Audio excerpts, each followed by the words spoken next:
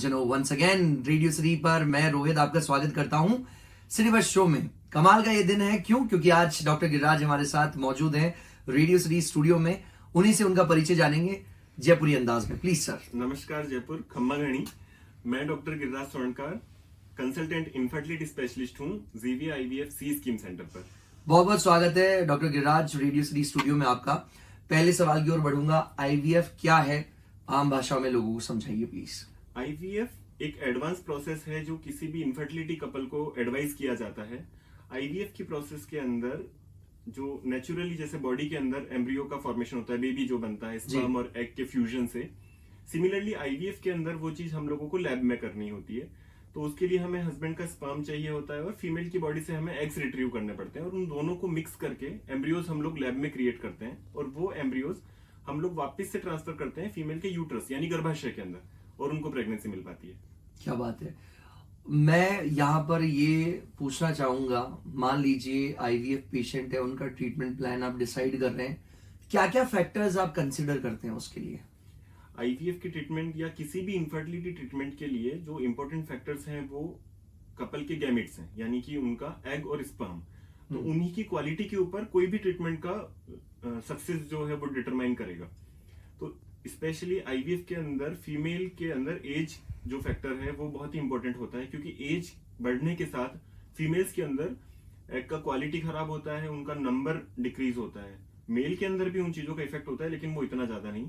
इसके अलावा क्या medical conditions already patient carry कर रहा है, लेकिन जैसे हस्बैंड जो है डायबिटिक है या फीमेल डायबिटिक है, वो अगेन डिटरमाइन करेगा क्वालिटी ऑफ एग्स और स्पर्म को। कैसी लाइफस्टाइल जो है पेशेंट की है, स्मोकिंग एडिक्शन आजकल इतना ज्यादा हम देख रहे हैं, कैरियर ड्रिवन इतने हो गए हैं, एज लेट मैरिजेस का ट्रेंड है, वो सारी चीजें डिटरमाइन करेंगी। तो यही सारे फैक्टर्स हम लोगों को ध्यान में रखना है किसी भी पेशेंट का ट्रीटमेंट प्लान करने से पहले। और यहीं पर अगर टेलर्ड अप्रोच की मैं बात करूं कि हमें पता चल गया कि IVF से इनको बेबी कंसीव हो सकता है, नाउ टेलर्ड अप्रोच क्या रहेगी? टेलर्ड अप्रोच यही है कि जैसे जो फैक्टर्स हैं वही ध्यान में रखना होता है। लाइक जैसा हम जानते हैं वन साइज फिट्स ऑल ऐसा नहीं है। IVF के अंदर भी पेशेंट क्या फैक्टर्स कैरी कर रहा है, पेशेंट के नंबर ऑफ एग्स कितने हैं, अभी हर पेशेंट को एक ही ट्रीटमेंट आप नहीं एडवाइस कर सकते। जैसे IVF में हम लोगों को एग्स स्टिमुलेट करने पड़ते हैं ताकि हम लोग वो बाहर निकाल सके। मल्टीपल एग्स हम लोग रिट्रीव करना चाहते हैं। अभी पेशेंट का एग का रिजर्व कैसा है, कोई पेशेंट PCOS है, आजकल यंग एजेस के अंदर पेशेंट ऐसे हैं जिनको एग का रिजर्व खत्म हो जा रहा है। बहुत यंग पेशेंट 28 साल 30 ईयर्स, माय गॉड, ऐसे पेशेंट्स हैं जिनको मीनोपॉज आ रहा है। तो उन पेशेंट के लिए जो भी स्टिमुलेशन का प्रोटोकॉल रहेगा वो बहुत डिफरेंट रहेगा किसी PCOS पेशेंट से। तो यही टेलर्ड अप्रोच है कि हम लोगों को पेशेंट की जो प्रोफाइल है, पेशेंट के जो फैक्टर्स हैं, उन चीजों को ध्यान में रखते हुए उसको ट्रीट करना है, तो बेटर आउटकम हम लोग दे पाएंगे। एक औरत का माँ बनना, उसके जीवन में एक नई खुशी, कहते हैं एक नया जीवन मिल जाता है औरत, और ये काम बखूबी जीवी IVF करता है। मैं जानना चाहूंगा क्या एडवांस टेक्नोलॉजीज आप यूज कर रहे हैं अपने सेंटर पे जो काफी अलग है और इस तकनीक को और एडवांस बनाती है? सारी स्टेट ऑफ आर्ट टेक्नोलॉजीज जो हैं वो जीविया उनसे सुसज्जित है और वो सारी चीजें हम लोग यूज कर रहे हैं। ICSI है, जैसे कि मेल फैक्टर वाले पेशेंट्स होते हैं जिनमें स्पर्म का काउंट बहुत ज्यादा लो है, वहाँ ICSI एक वरदान है उन कपल्स के लिए। ऐसे हस्बैंड जो अपना चाहते हैं जेनेटिक बेबी मेरा ही हो, एक स्पर्म सेलेक्ट करके उनको हम लोग प्रेगनेंसी दे सकते हैं ऐसे पेशेंट्स के अंदर। गजब। PGT है, प्री इम्प्लांटेशन जेनेटिक टेस्टिंग होती है। जैसे कि कोई कपल है जिनका ऑलरेडी कोई बेबी है जो कोई जेनेटिक कंडीशन कैरी कर रहा है, कोई जेनेटिक बीमारी कैरी कर रहा है, तो ऐसा पेशेंट, ऐसा कपल कभी भी नहीं चाहेगा कि हमें सेकंड बेबी भी इसी तरह का हो। तो वो जो एम्ब्रियो है उसका टेस्ट किया जा सकता है उसके लिए कि ये एम्ब्रियो जो है वो जेनेटिक कंडीशन कैरी कर रहा है। अगर वो नॉर्मल है तो हम उसको ट्रांसफर कर सकते हैं ताकि एक नॉर्मल बेबी वो अचीव कर सके।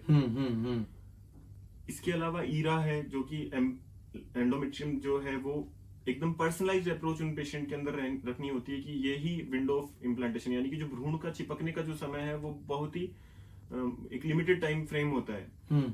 कई पेशेंट के अंदर वो बड़ा शिफ्टेड होता है कि वो या तो 12 आवर्स से डिले है या बहुत पहले चल रहा है। तो ऐसे पेशेंट में वो टाइमिंग हम लोग कंफर्म कर सकते हैं कि किस टाइम पर इस पेशेंट को एम्ब्रियो ट्रांसफर करना चाहिए ताकि इसको रिजल्ट मिल सके। क्योंकि ऐसे पेशेंट मल्टीपल IVF फेलियर वाला टैग लेके चल रहे होते हैं कि मेरे 3 IVF हो गए हैं, 4 IVF हो गए और वो फेल हो गए। तो इसमें परसेंटेज ऑफ हैविंग बेबी ये बढ़ जाते हैं, राइट? Yes, exactly.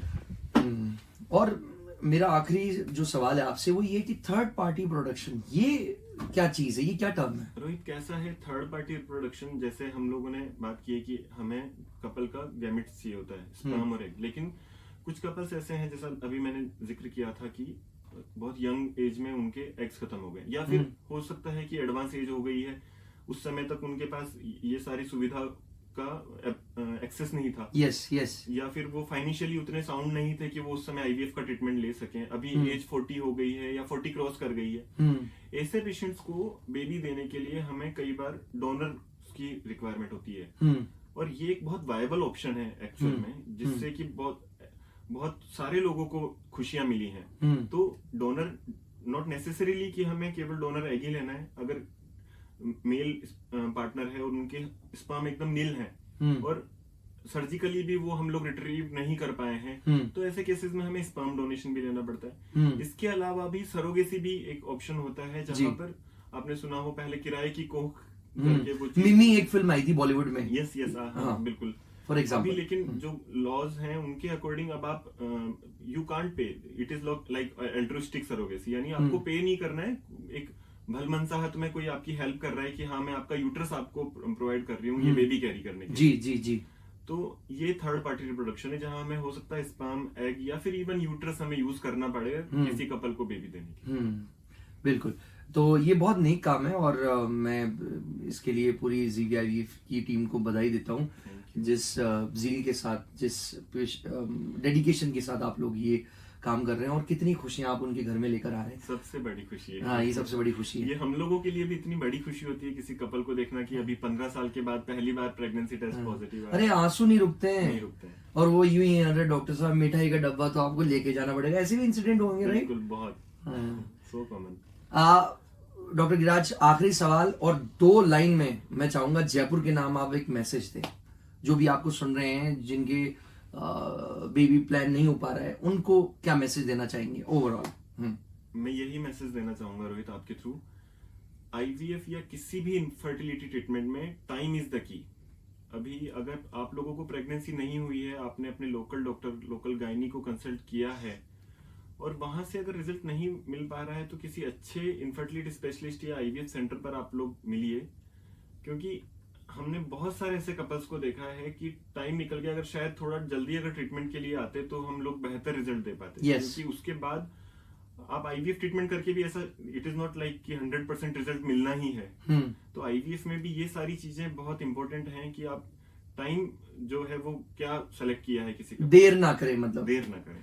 और सबसे इम्पोर्टेंट बात कि निराशा ना ले जीवन में, है ना, पॉजिटिव माइंडसेट से आगे बढ़े।